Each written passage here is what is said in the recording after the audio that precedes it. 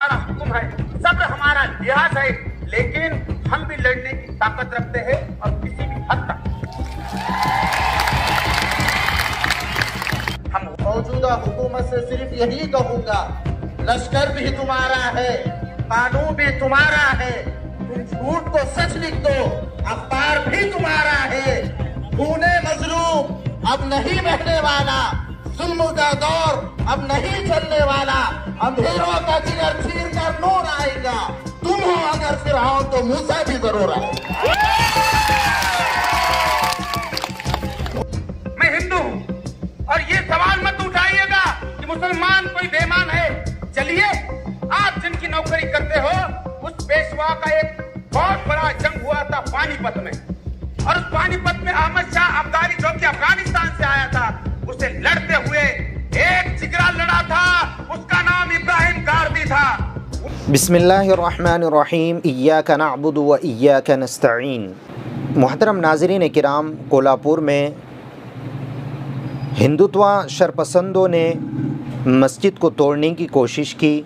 आप बखूबी इससे वाकिफ़ होंगे कि किस तरह उन हिंदुत्व शरपसंदों ने मस्जिद के गुंबद को तोड़ने की कोशिश की और मस्जिद के मीनारे के ऊपर भगवा झंडा लहराने की कोशिश की और मस्जिद के अंदर कुरान पाक की बेहुरमती की, उसे पैरों से कुचला और मस्जिद की चटाइयों को जलाने की कोशिश की और मस्जिद के अतराफ़ में जितने मुसलमानों के मकानात थे उन सब को तोड़ा और जो ख़वातीन घरों में थी उनके गलों से सोना छीना और उनके घरों में जो नक़द रुक़ूमात छुपा कर रखी हुई थी ख़वातीन ने, उसको चुराया।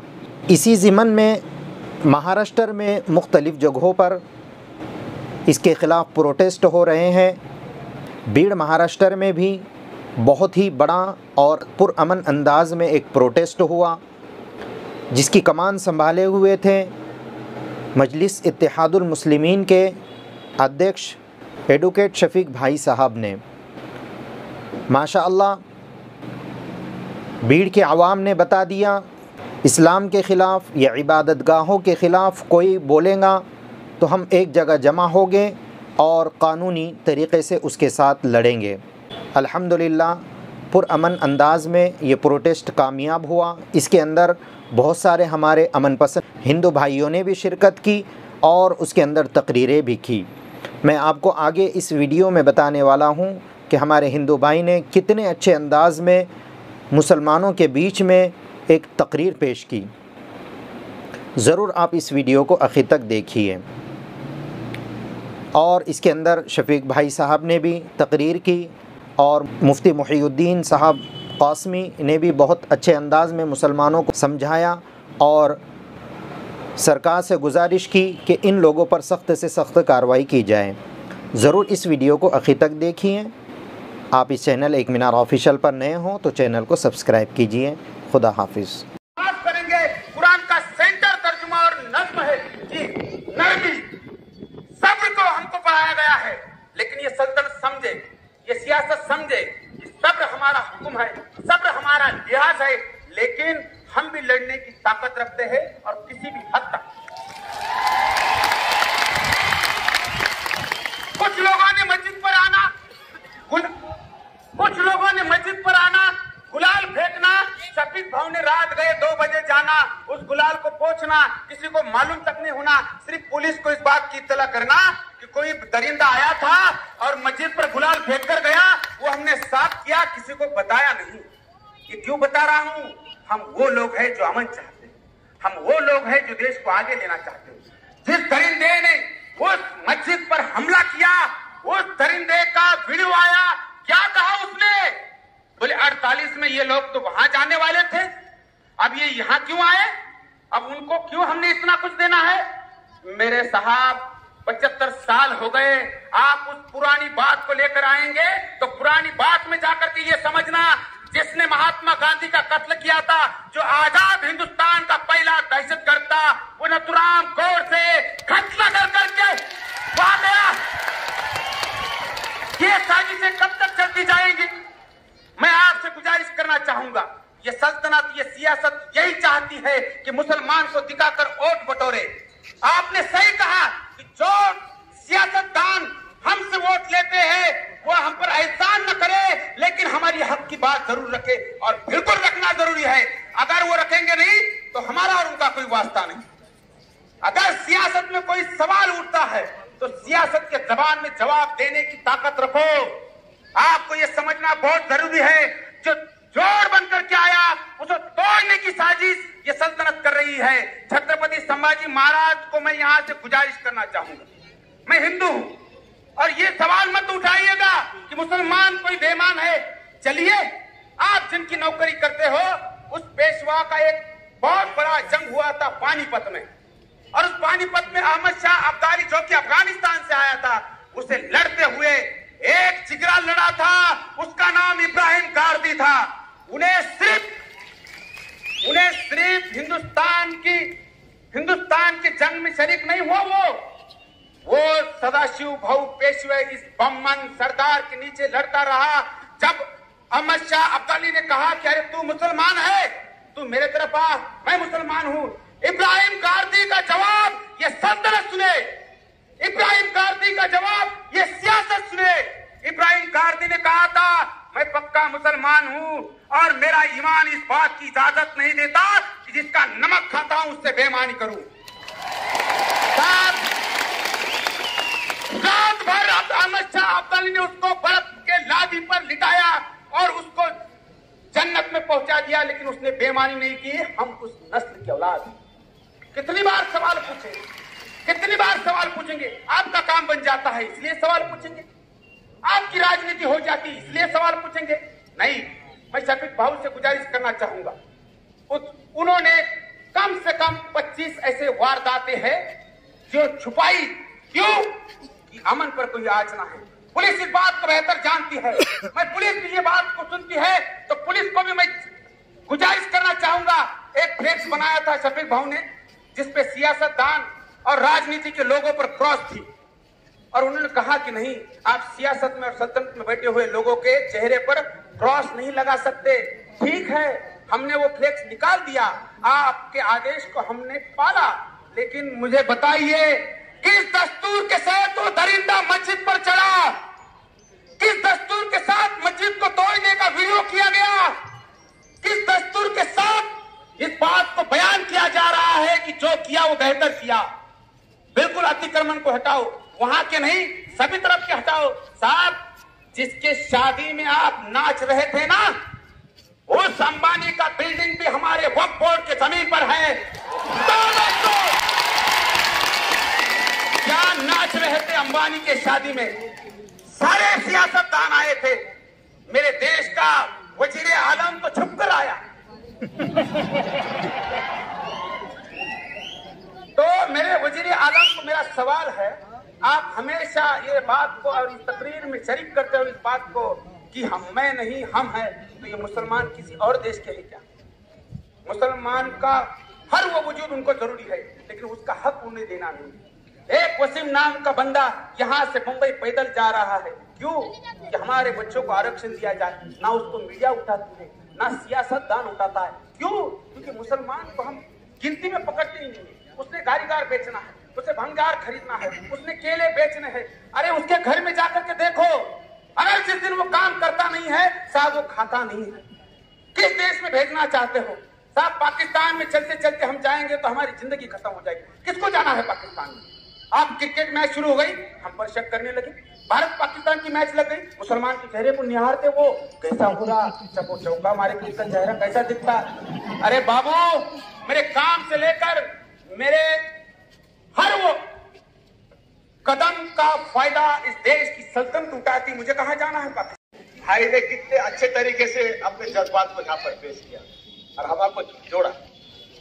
आज ये हमारे हमवतन भाई, जब तक ऐसे लोग जिंदा है तब तक हमारे हिंदुस्तान की गंगा जमनी तहजीब को कोई तोड़ नहीं सकता। ये साजिशें है, ये साजिशें है। आप इस बात को समझिए। कुछ लोग चाहते हैं, कुछ लोग ये चाहते हैं कि हम रास्ते पर आए, रास्ते पर आने के बाद हम बहक जाए। हम जरूर रास्ते पे आए हैं, लेकिन हम ईमान वाले हैं कि इसके बहकावे में आने वाले नहीं है, इंशाअल्लाह ताला। देखिए, आपको एक मुबारकबाद देता हूँ कि आपकी ताकत की वजह से, आपकी एक चैती की वजह से हमारे बीड़ जिले का कलेक्टर ऑफिस का प्रशासन हमारा निवेदन देने के लिए आपके चौखट तक आ गया है। वो लोग हमारे पास यहाँ पर आए हुए हैं ताकि हमारी वो बात भी सुने और हमारा मेमोरेंडम भी यहाँ पर आकर ले। ये आपकी ताकत की वजह से हुआ है। जज़ाकल्लाह खैर, बहुत बहुत शुक्रिया भागवत तावरे साहब। इसके बाद मुफ्ती साहब को हमको 2 मिनट में सुनना है। बहुत कीमती बातें मुफ्ती साहब हमको बताने वाले हैं। आपसे गुजारिश है कि एक 10 मिनट का प्रोग्राम है, आप जो है जिस अमन और चैन से ये प्रोग्राम सुन रहे हैं उसी तरीके से आगे भी सुनते जाइए। सुकून से रहे, अमन अमान से रहे, इत्मीनान से रहे। जैसे कि अभी आप लोगों से अपील की गई थी कि ये एहतजाज खत्म होने के बाद आप लोग इसी तरह अमन अमान, सुकून, शांति के साथ अपने घरों पर, अपनी दुकानों पर जाएंगे इंशाअल्लाह। इसका वादा कीजिए इंशाअल्लाह। बहुत ही अफसोस हुआ जब ये खबर कानों पर पड़ी कि शिवाजी महाराज की वो जमीन जो उनके कारनामों की गवाह है, उस पर अल्लाह के घर को ढा दिया गया और उसमें कुछ लोगों ने आतंकवादी तरीके से दाखिल होकर हमारे मुल्क की पेशानी पर एक कालिक पोत दी है। हमें इसका अफसोस है और इसी अफसोस के इजहार के लिए हम लोग यहाँ पर जमा हुए हैं। तफसीलात तो बहुत सारी है, 2 मिनट में अपनी बात खत्म करूंगा और मौजूदा हुकूमत से सिर्फ यही कहूंगा, लश्कर भी तुम्हारा है, कानून भी तुम्हारा है, तुम झूठ को सच लिख दो, अखबार भी तुम्हारा है। खूने मजलूम अब नहीं बहने वाला, जुल्म का दौर अब नहीं चलने वाला, अंधेरों का जिगर चीर कर नूर आएगा। तुम हो अगर फिरौन तो मूसा भी जरूर आएगा। हुकूमत आने जाने वाली चीजें हैं, हुकूमत आने जाने वाली चीजें हैं, ये हमेशा बाकी रहने वाली चीजें नहीं है। इस मुल्क का वजूद मुझसे है, आपसे है, हम यहाँ पैदा हुए और यहीं पर हम लोग अपनी कब्र बनाएंगे इंशाअल्लाह। वो लोग होंगे जो बाहर से आए हैं, 100 बार सवारा है हमने इस मुल्क के केसुए बरहम को, ये अहले जुलू बतलाएंगे क्या हमने दिया है आलम को। पत्ता पत्ता हमारी कुर्बानी की गवाही दे रहा है, मुल्क का जर्रा जर्रा हमारी कुर्बानी की गवाही दे रहा है। हमने इस मुल्क की आजादी में हिस्सा लिया था, हमने ही इस परचम को बुलंद किया था जो तिरंगा की शक्ल में आज हमारे शहरों में लह रहा है।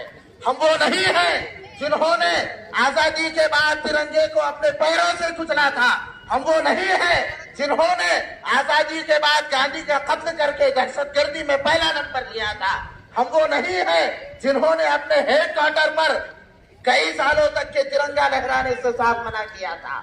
हुकूमतें आएंगी जाएंगी, हमें इस हिंदू मुस्लिम इत्तेहाद और इत्तेफाक को बाकी रखना है।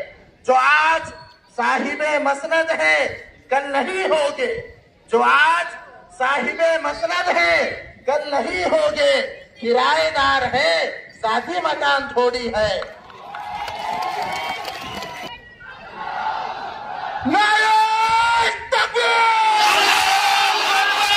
जज़ाकल्लाह। सभी का खून है शामिल यहाँ की मिट्टी में, किसी के बाप का हिंदुस्तान थोड़ी है। इसी पर आखिर में दोबारा यही दरखास्त करूंगा कि जब इस मोर्चे के खत्म होने का ऐलान हो, इंतहाई अमन अमान, शांति, सुकून के साथ आप लोग यहाँ से तशरीफ ले जाए। इसी तरह संजीदगी के साथ आखिर तक के ऐसे ही रुके रहे। उम्मीद है आपका इत्तेहाद, आपका इत्तेफाक मुस्लिम के साथ हमारे हिंदू भाइयों का यहाँ पर आना इंसाफ का बोलबाला करेगा। इसी के साथ हम लोग एक नारा लगाते हैं, इन्क़िलाब जिंदाबाद, इन्क़िलाब जिंदाबाद। का प्रदर्शन किया। अभी मैं विनती करूंगा कि राष्ट्र गीत हम पकाएंगे और उसके बाद सब शांति से घर चले जाना है। सब जगह सीसीटीवी है, पुलिस बंदोबस्त बहुत पुख्ता है, कोई तमाशा करने की कोशिश करेगा तो हमें जानकारी देना। तो हम सब सावधान होंगे, राशिद गाएंगे और अपने आप चले जाएंगे। सब जमात सावधान, भाई सावधान हो जाइए।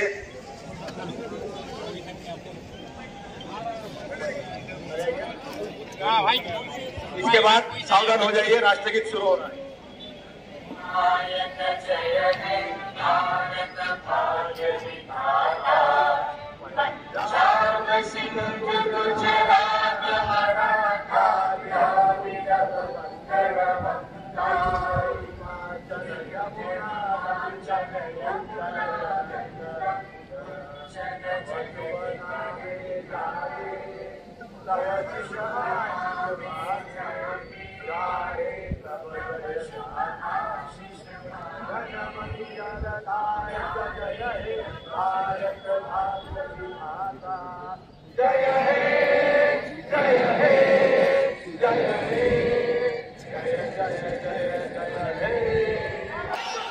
हिंदुस्तान हिंदुस्तान हिंदुस्तान हिंदुस्तान हिंदुस्तान हिंदुस्तान हिंदुस्तान हिंदुस्तान हिंदुस्तान।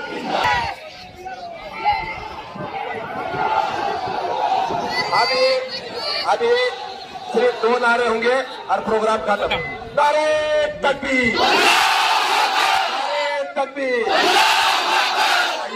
अभी राष्ट्रगीत हुआ, प्रोग्राम खत्म। मैं आपसे वादा चाहता हूँ, मेरे ईमान वाले भाई से मैं वादा चाहता हूँ, हाथ ऊपर कीजिए।